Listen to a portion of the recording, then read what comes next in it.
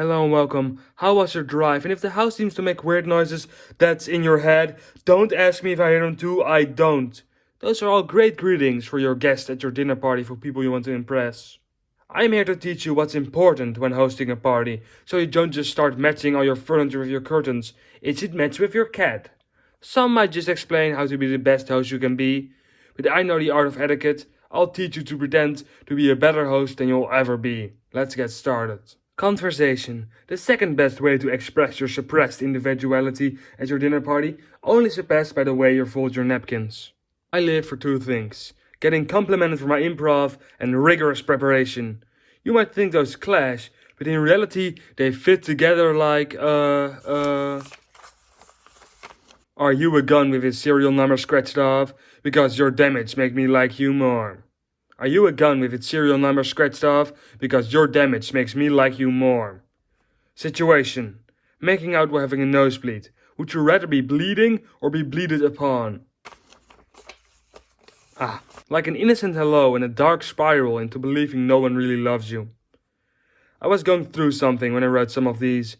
I have like 8 riddles where the answer is that I'm trying my best not to be sexist, but the girls are ganging up on me even though I didn't do anything that bad. And I don't like riddles. I like them less than girls seem to like nice guys that are really being nice and can't help the constant sweating, self-commenting, and lack of self-improvement.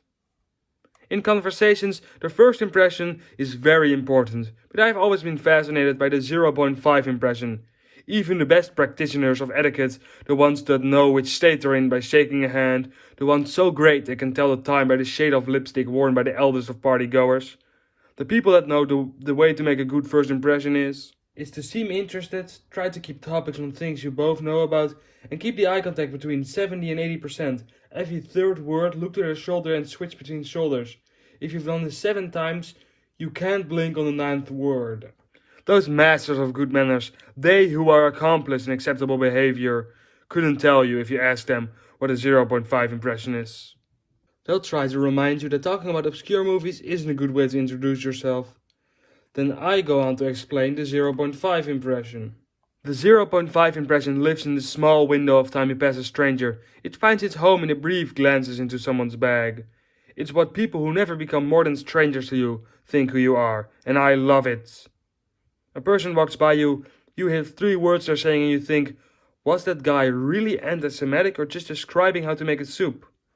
Be nice to the people you meet, but be weird to the people that just glance at you. To my friends, loved ones and acquaintances, I'm Robin, that guy that likes those moving drawings. But to some guy, I'm that guy that was either planning or avoiding a murder. And also, Ex Machina isn't an obscure movie. He's the weird one for not knowing it, right? You guys agree with me, right guys? So, care about 0.5 impressions, and if you're still wondering how to make a good first impression, follow those tips about eye contact and lipstick shades. A problem I run into 6 out of every 10 conversations is that I realize after I said something that it kind of killed the conversation. It's too boring or too short and now the conversation is dead. Then 2 out of every 10 times I'm too busy calculating if I'm still on my 6 out of 10 average or if I just went up or down. But all that preparation and difficult math is worth it because the other 3 times I know exactly how to prolong the conversation. Lying. Some might not call it lying, but I would say that on some fundamental, very true level, I am lying when having a conversation, how to best de-ice bread with my uncle. I think talking is my biggest way of trying to impress people, which I hope is kind of universal and not kind of sad. My last, very important conversational tip is, if you ever have to repeat yourself, walk away. Even if she seems nice, fun, smart, interested in the same things you are, or so good looking that you'll just lie to yourself that you like who they are, or even that you know anything about them. I must make this very clear, and I hate to repeat myself, it has destroyed many possible relationships, but that can't be saved. It isn't like crying on the first date, because people have told me she's never really been on dates, so she might have just been really nervous, so you really shouldn't blame yourself, but take things slow.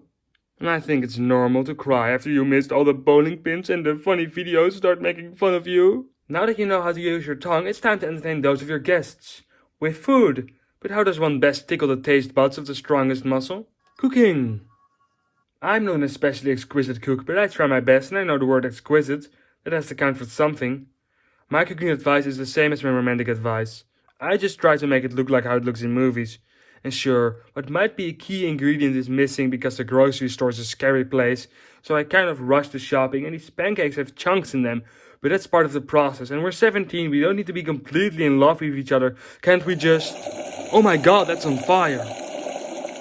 Well, maybe it still tastes like it's supposed to, at least. Tastes like that to people who have never tasted it. It tastes a little weak. That happens sometimes to a metaphor soup. If like too many things are thrown in it and it makes you wonder if the broccoli is Israel or if it's going to turn out that the water itself is the best way to live a fulfilling life.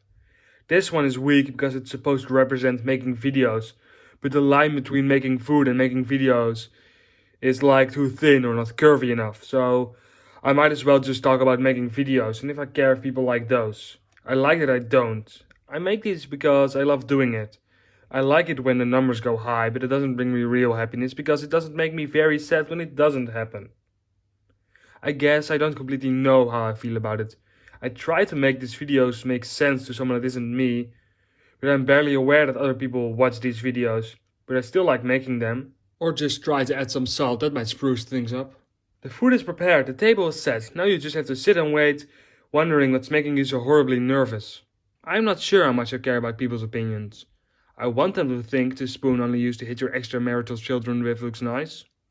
But it doesn't destroy me if they don't. I like those spoons and I like those mates I had those children with. But I must care to some extent because I'm scared of people. Like there's people completely unrelated to that crying on the first date remark that I haven't talked to in a long time. And I can't completely explain why. It's some sort of irrational fear. Am I scared to hear why someone wouldn't like me? Because I might have to agree? Situations like that suck, but overall I think I'm in a good spot. I wear clothing because I want to look good to myself, but I'd like it if a girl liked what I was wearing. But you know, the perfect girl would like me in the clothing I most like to wear. Hello, is this the metaphorical dinner party? I brought some wine, but I'm afraid it's starting to represent my relationship with my mother. People? Why do I feel so terrified? What did I learn? Maybe I have some strange chemical imbalance in my brain that makes me scared of people sometimes. Or it's just growing up. But luckily people's opinions don't hold that much power over me. Or at least the general consensus about things doesn't. But sometimes specific people do too much or maybe even too little. But some dumb old guy told me that and I'm not going to listen to one of them. How do I want that wine to taste?